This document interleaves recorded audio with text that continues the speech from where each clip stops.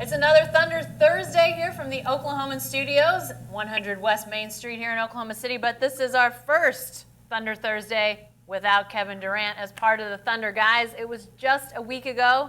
We were sitting here saying, we think this guy's coming back. We're pretty sure he's coming back, Darnell. 100%. 90%. Yeah, high percentages. Now, today. 65%. Oh, that was low. You said 65, not 55. I think that's what he said. I was very much warning you guys. All right, so AC was the voice of reason. That, by the way, is Anthony Slater on the phone from, are you in Orlando, Anthony? I am in Orlando, near Disney World, where dreams come true. And joining me here in the studio, I should introduce you guys first, Darnell Mayberry. Yep. Eric Horn. So today is the day that it's official. Durant signing the contract with the Warriors, having a press conference here in a while. We'll get to that in a second. But did anything change from when we last sat here, or was this always going to happen, Darnell? What do you think? I think some things changed between Thursday and maybe Saturday when he probably figured out, okay, I want to go to Golden State. I think there was a lot of people in his ear, and we were talking off camera. I think Kevin Durant is really, really impressionable. I think he has way too many people in his ear, and I think he listens to them too much. And I think other people really wanted him to have some change in his life and his career, more than he did probably. And he just, I think, gave in to the pressures of his entourage, his crew, his family, whatever you want to call it.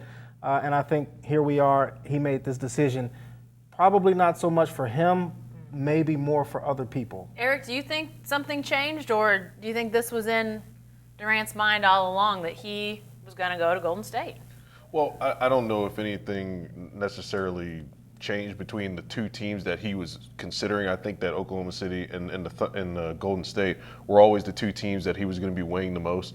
And some of these meetings were just formalities to see what other teams had to offer. But I think that, this really was a last hours or day decision for Kevin Durant. This was a guy who, like Darnell said, he's very susceptible to people around him saying things and influencing him in certain directions. Mm-hmm. And as stories have come out over the past few days about Durant talking to guys throughout the season, whether it's guys on the Warriors like Draymond Green, or some of the things that have come out of his camp, or people that are close to him about any displeasures that he allegedly had with playing with Russell Westbrook. It seems like there were a lot of things going on behind the scenes that were making this move more of a possibility than we ever thought it could be. Well, AC, we'll throw it to you. Eric references the fact that some stuff has come out. There's people close or supposedly close to Durant saying that Russell Westbrook was a big factor in this whole thing. How have you boiled this all down to what ultimately led Kevin Durant to say no to a championship contender and go to another championship contender? There's so many factors, I think. Ones we haven't mentioned, I think, are legitimate. The style of play thing, just chasing a ring thing. People can criticize all they want, but now he has a better chance to win a title next season if that is his sole goal. But the people around him, as you guys mentioned, I do think they were heavily involved. I think they've kind of been orchestrating this for a while. I think we can now know where maybe some of these Warriors rumors came out in January, most likely from his camp, potentially his agent. And he's clearly been interested in this. I think we need to be wary of saying that he doesn't want to go to the Golden State and it was completely pushed by his camp. I think he had a high interest in it, but I don't think he would have ever pulled the trigger if he didn't have a lot of people kind of shoving him in that direction. Yeah. Obviously a lot to still talk about with Durant, but now I think a lot of people are shifting their interest or their worries, I think maybe be a better word, towards Russell Westbrook. And we've got some questions coming in from viewers out there. And please send your questions. We'll get to as many of these as we can. But Camden from Choctaw asks whether the Thunder should trade Westbrook to the Lakers, a team that he's been rumored to be interested in. Could they potentially get what guys, Ingram, others, picks? What's the likelihood, Darnell? I don't think there's any doubt that they should trade him if he doesn't give the Thunder an assurance that he's going to re-sign here. You got to go to Russell Westbrook, and maybe Sam Presti and Troy Weaver have already done that and said, do you want to be here? Are you willing and ready to show us that you're going to be here? Prove to us that you're going to be here, and not just say it. I mean, signing a contract at this point might not make a ton of financial sense for him. There's some ways around it where he couldn't lose a lot of money, but I just think if you don't get that assurance, you got to trade him. You can't let Kevin Durant and Russell Westbrook both walk for nothing.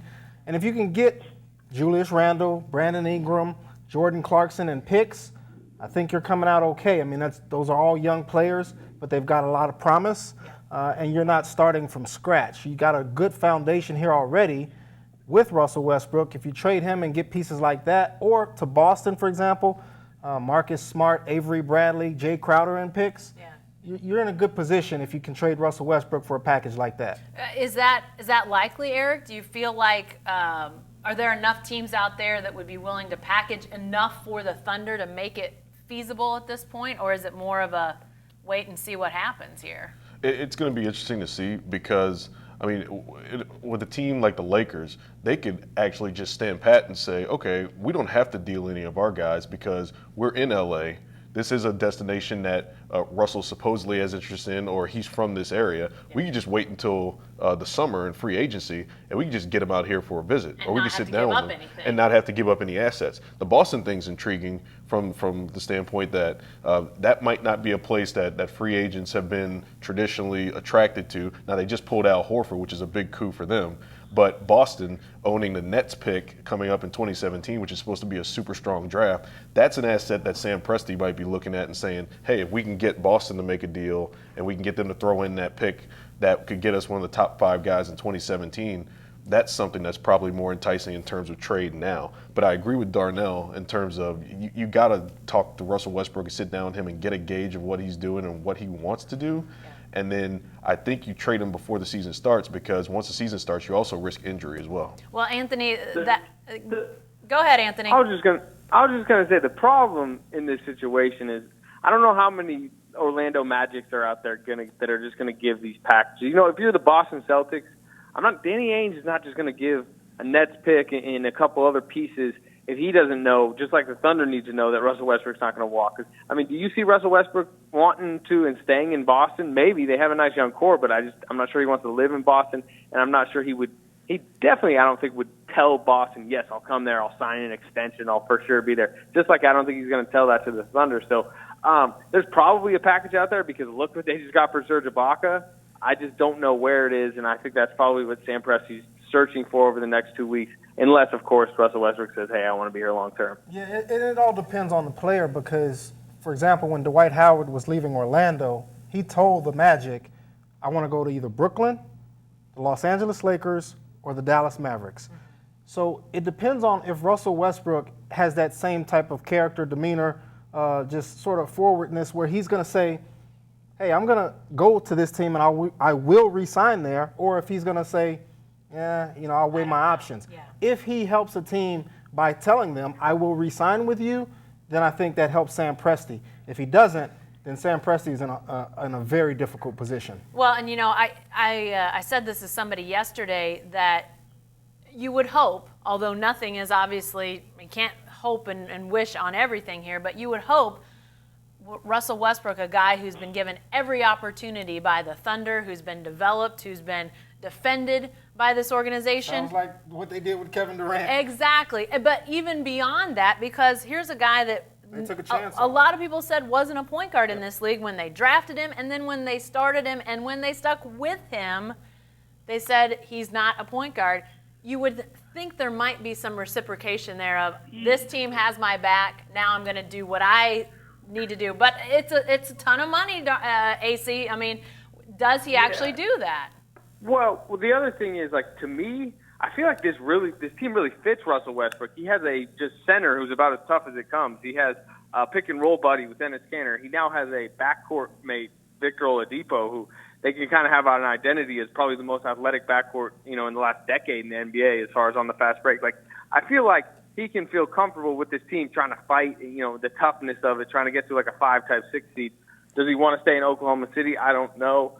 To me, even if he says, you know what, Sam, I think I want to be here long term, but kind of like Kevin, I want to go through the process of meetings and some of that, I think you got to trade him. But that's the other thing, though. I mean, you have a serious question in what Russell Westbrook wants. Right. Is he okay with fighting for a 5th seed when he's been accustomed to being the top seed or top 3 seed throughout pretty much his entire career for the most part? Or does he want to be in that championship hunt every year? Because as currently constructed, this team is not in the championship hunt. So you have to know what Russell Westbrook wants.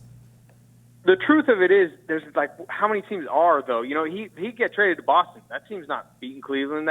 Even with Russ, they're not beating the Warriors now. The Lakers aren't there yet. Lakers are a few years away. To me, like the Thunder might be closer than the Lakers as far as if the Thunder could somehow like get a Blake Griffin or something. Not that that'll happen, but I'm just saying like there's only maybe 2 or 3 teams out there that the Thunder could trade him to, and he would feel comfortable, like, yeah, I'm going to compete for a title next year. A couple of people threw out the Spurs as, like, an interesting idea. If he was just really kind of on, like, a revenge tour on, Kevin Durant just kind of wants to go slay the Warriors. I would love to see that. I was going to say, the first thing I thought of was Russell Westbrook, Greg Popovich. That would be some amazing drama right there. Popovich is so like, adjusting. He adjusts so well to his players. I actually think that would work well. I don't know. I've seen him chew out Tony Parker pretty good. It'd be interesting to see what he said to Russell Westbrook if Russell got sideways with him. We've never seen anybody chew out Russell Westbrook No, that way. That would be interesting. We have not. Speaking of Westbrook and his future, Scott from Sallisaw asked, leaning one way or another, what do we think? Is he back with the Thunder, Darnell? I'm going to say no. Eric? No, they can't make the same, not mistake, but they can't let what happened to Durant happen again. What about it, AC? I wouldn't say it's a sure thing, just like I didn't think Durant was a sure thing to come back. Maybe 60 gone, 40 back. Who you, Dean Blevins now? I'm not even going to go there. That's probably safe. All right, guys, we got a few more questions. A lot more questions coming in from people. Obviously, a lot of Thunder fans want to get some answers, and I don't know if we've got any sureties in anything, but New Jersey, we got a question from New Jersey asking whether Sam Presti will try to make this roster a contender ASAP or take their time in rebuilding. And again, he's kind of going on the assumption that Russell Westbrook not back. Can it be a quick rebuild, or is this going to take some time if Westbrook's gone? If Westbrook's gone, it's going to take some time. Yeah. I mean, what seed are you playing for if Westbrook's gone? Are you playing for a seed at all? Yeah. I mean, you're playing for a 7 or 8 at best if Westbrook's gone. So, I mean, if he's gone, you got to rebuild and you got to start looking at the future. I mean, and the Thunder's proven that they can develop through the draft. So that's something that should give Thunder fans confidence. Yeah. Anthony, it sounds like you feel like it's a rebuild too. Well, yeah, I mean, It is. There's no doubt. But look, I think some of the pieces they have now are solid. I think Sabonis is going to be a nice piece. If Sam Presti trades Russell Westbrook, if he pulls the trigger on that, he's getting something really good back. He's getting a package probably better than the one they just got from Orlando, and they just got a really good package from Orlando. So if these young guys develop, I think Payne has looked really good in the summer league. I think I think he's going to have a really good year next year in just maybe a less stressed environment of, they're not going to be competing for a title. So Oladipo, I think some of these young guys, I think they're going to be fun to watch at the very least next year. If Westbrook's back, how good could this team potentially be? I mean, they're still a playoff team in my mind, but are they lower? You know what I want to see? I want to see a first-round matchup with the Golden State Warriors. Is kind of I think. So you're saying 8 seed? So you're saying an 8 seed? Yeah. You'd have to be the 8 seed. Maybe a second-round matchup. Maybe they can get up to like the 5th seed and beat a 4 and then get like a second-round matchup with Golden State. I'd say that's like best-case scenario next year. They're in maybe the 4-5 zone. Upset the Clippers and Russell Westbrook just tries to go into just supernova psychotic mode to revenge tour Kevin Durant. Yeah, you think you've seen Psycho Russ. I don't think we've seen anything yet if they would get matched up with the Warriors. That better be opening night, by the way. Oh, yeah, exactly. Let's talk a little bit more for some of the questions coming in here, guys. Oz, Twosies, from Dallas asks, when are we going to get Steven Adams' reaction to KD leaving? Oz says, I feel like this is an important part of his personal recovery, Oz's personal recovery process. You want to throw that to Steven Adams' agent on the phone? Yeah, AC, what do you know about Steven Adams? I'm not sure Steven Adams has logged onto the internet in about 22 days, so I'm not sure Steven Adams yet knows. When we find out, though, I'm sure he will have a fantastic reaction. And if there's one guy who will not take it too tough, I believe it's him. I mean, this is a guy that I don't think he understands the fascination with sports in America in general. So he'll probably be like, oh, the mate wanted to play elsewhere. All right, well, I guess Kyle Singler's starting at 3 next year. Let's go, boys. He's even starting to talk like him. I mean, but Adams is a big part of this whole thing in my mind because of what Anthony said earlier about, him sort of being that guy that Westbrook can look at as his tag team partner. I mean, I think you at least have to assume, I mean, Steven Adams may not have checked in on social media, but I got to think he's talking to these guys about some of these things. Yeah, I think it's interesting to think about how much Russell Westbrook is talking to those guys. Yeah. Has Russell Westbrook reached out to Steven Adams or Enes Kanter and what their conversations have been like, if Westbrook's had any interaction with those guys? Yeah. Let's talk a few other things here. I've lost the question on the screen, so I don't know who asked it, but basically, are there moves to be made aside from Westbrook? Do you guys see, Darnell, do you see anything happening for the Thunder, either, obviously free agent acquisitions, any trades out there that don't involve Westbrook and all the fallout? This is not something that I think Sam Presti might even be thinking about. But by matching Portland's offer to Enes Kanter last summer, he's put himself in a position to have a big trade chip now. And if they really want to improve in other areas, they've already got their starting center of the future in Steven Adams. They can use Enes Kanter's $17 million contract, whatever it is, somewhere in that range, to try to package that with something. Kyle Singler, Mitch McGary. I don't want to call them dead weight, but there's some guys at the back end of the roster that Sam Presti could potentially trade. They could potentially trade them and get some additional pieces or different pieces. So Enes Kanter is a guy that I would look at outside of Russell Westbrook and say they might choose to go in a different direction there. What about it, AC? Is that a chance? Is there a chance that Kanter is potentially on the way out? No, I mean, I'm thinking more. I think they like Kanter now as they need offense on this team. They just lost the best scorer in the world, maybe, or one of the top 3. I think now Kanter potentially could be a starter, and they could go with they could morph their identity into a bruising type Adams Kanter front line that plays together 30 minutes a night. I don't know, but I think he'll stick around. My question right now is, what do they have cap space? Are they going to use it on waiters by just matching waiters, or even just signing him straight up? Or are they going to try to go elsewhere? Are they going to maybe throw an offer sheet in an Allen Crabbe type guy, even though Portland would probably, match that? I don't know. My guess is Waiters is back, and then the Westbrook situation gets sorted out, and that might be it for their summer. Well, Eric, I was going to ask about Waiters, and I'll throw it to you. Obviously before the Durant decision, it seemed like the money for Waiters was a little too rich, and they were probably going to have to let him go. Now, it seems a little bit like a foregone conclusion in my mind. Is it that much of a foregone conclusion that they bring back Dion Waiters? I don't know if it's a foregone conclusion per se, but as Anthony's talked about several times before, Sam Presti doesn't like to lose assets. Yeah. So whether it's somebody offering him an offer sheet and the Thunder matching it, or the Thunder just signing him outright, it would be good to bring him back with the cap space they have, and then in a year's time you can explore potentially trading Waiters if you want to go in a different direction. Darnell, you were laughing. I don't know why. I'm chuckling because the first thing out of Eric's mouth was Sam Presti doesn't like to lose assets. He just lost the biggest asset, the second biggest asset in the league. It's not about you. It's not about you. It's just the irony of Sam Presti and his history of doing things and what just happened 3 days ago is just ironic. Hey, he didn't like it, but he lost. But number one, there's no way he couldn't have taken Durant all the way, and there's no way for him to think that Durant was going to leave. And 2, as far as Waiters goes, the thing that makes this situation interesting is at the end of the year, it sounded like he wanted to come back. But 2 things have happened since. Number 1, Oladipo came in here and basically took his role in a sense. And then 2, Kevin Durant's gone, which not only takes away their championship hopes, but that's also maybe Waiters' best friend on the team.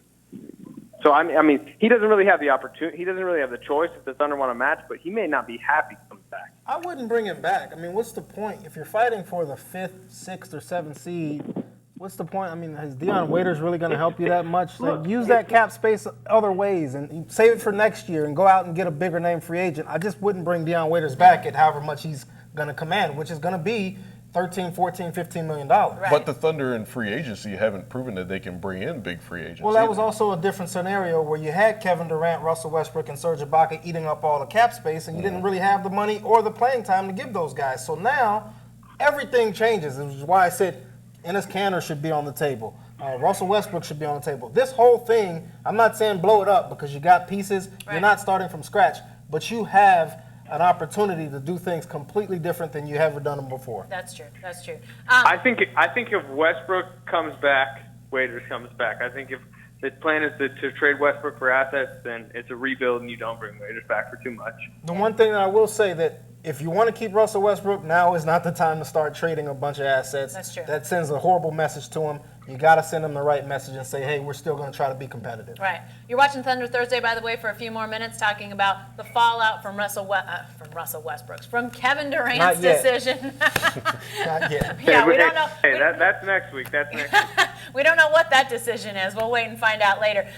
We're talking about assets, Darnell, and Oladipo obviously comes to mind. Anthony, you had a chance to talk to him before Durant made his decision. Now in the aftermath, have we heard anything from him? I mean, here's a guy, he's obviously currently on a better team than he was before, but Durant, a friend of his, he was excited about playing with him. Kim from Atoka asked, that she's thinking about the fact that, man, a guy like Oladipo has to be thinking, all sorts of things after being traded. Any idea what a guy like him is thinking right now? Well, he's sad about it. I mean, he's been at these summer league games. I chatted with him a little bit about it, but not on the record. Just like, hey, whatever. And he's still excited. He says at least to be on the team. I think he tweeted something today, like it was some type of motivational quote, but it was like even the guy that moved the mountain had to start like one stone at a time. Like he really does fit the Thunder's culture. He always has. That's why they've been interested in him since when he was in the draft. So he'll be fine. It's tough. He kind of got traded in a sense from the Magic to the Magic, and he had about a week where he thought he was going to be competing for a title, but that no longer seems to be the case. So that it's tough for him. But in this situation, he's the least of the Thunder's worries. It's how the other guys are taking it, how Russell Westbrook's taking it. Yeah, definitely. So, guys, we've only got a couple more minutes here before we have to wrap up, but let's turn our attention for just a minute to Kevin Durant one last time. Well, at least today. He's going to be holding a press conference here in about a half hour or so in Oakland with his new team. Obviously, there'll be Warriors jerseys with Durant on it for the first time. We'll be seeing things that, frankly, will probably look a little shocking. But is there anything, Darnell, that you would like to hear Durant talk about, say? I'm not asking, is there something he could say that would explain this whole thing? But is there anything you want to hear him dive into, especially in this press conference? I think it'd be nothing for me personally. Right, right. I've stated my feelings about Durant on the podcast that we just did this week, and I just was incredibly disappointed in him for making that move, leaving a championship contender to go to a gravy train, I think is how either Reggie Miller or Charles Barkley described it, and try to win a championship. I just thought that was incredibly disappointing. But I think that would be his safest bet in terms of PR standpoint. Stick to talking about championships, make it all about championships and how much you want to win and how much this puts you in a better position to win going forward. I mean, I think if he does that, I'm not going to like hearing it. I won't necessarily agree with the way that he did it and the decision that he made, but I think that's his safest bet. Eric, what about it? Well, I think he's going to toe the line. He's going to say the things that people are expecting to hear from him in terms of just being excited about the new opportunity and being able to play with great players. But to me, I want to hear his responses to anybody who poses these questions to him about some of the things that have been circulating over the past few days when it comes to his relationship with Russell Westbrook, his alleged displeasure with the way that Russell Westbrook ran the offense. Or the way that the marketing opportunities. Did he feel slighted in his position in the league this year? Did he feel like he was a little bit, downplayed or forgotten since he came back from his injury? So I want to hear his feelings on some of those topics and see how he responds. All right, AC, what about you? What do you want to hear? Yeah, I mean, Eric mentioned it there, but look, if I was at the press conference, my first question would be, you have been the biggest public defender more than anyone in the media. You've defended Russell and his style of play over the last 9 years. Now there's reports out that part of a reason you left was because of how Russell plays and your frustration with that. Which is it?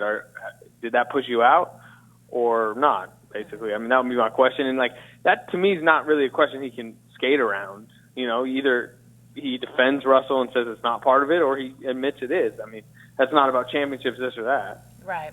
Well, and it's going to be interesting, guys, because I'm expecting at least it to be largely Bay Area media there who are going to be focused on the next and not the last. I'm sure there'll be some national media there that may ask some of those more backward-looking questions, but I think a lot of these questions are likely to be, what about the Warriors, what about the move, not what about the Thunder in the past. So I hope some of these questions that continue to circulate around here as Thunder fans work through their stages of grief. What stage are we in? I think anger is. Anger? We're still in yeah, anger? I think. Well, I mean, I don't know. we may be That trending. to me seemed like the first stage. No, I think Acceptance is where we need to disbelief. get to. How long does the first stage last? Depends how. think I think seeing Durant today in Oakland with the Warriors jersey. He's going to hold that jersey up. I think the disbelief will be completely gone at that point, and anybody that hasn't hit the anger stage will be in the anger stage. Can't wait till the NBA schedule comes out.